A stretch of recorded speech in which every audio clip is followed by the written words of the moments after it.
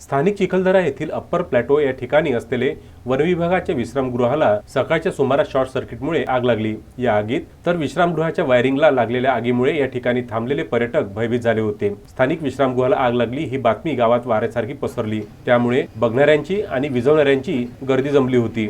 विश्रामगृहावर नूतनीकरणासाठी दरवर्षी लाखो रुपयांचा खर्च होतो, मात्र चांगल्या दर्जाचे साहित्य वापरले जात नसल्यामुळे असा प्रकार घडत आहे।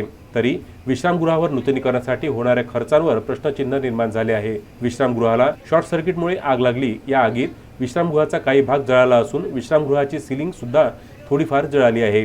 तसेच या ठिकाणी जी बुकिंग होती ती बुकिंग सेमाडो संकुल तसेच इतरत्र पर्यटकांना स्थलांतरित करण्यात येईल व त्यांची व्यवस्था त्या ठिकाणी करण्यात येईल आणि पुढील 15 दिवस दुरुस्ती होईपर्यंत या ठिकाणी बुकिंग घेतल्या जाणार नाही, अशी माहिती वनपरिक्षेत्र अधिकारी चिखलदरा डॉक्टर मयूर भैलुमे यांनी बोलताना सांगितले।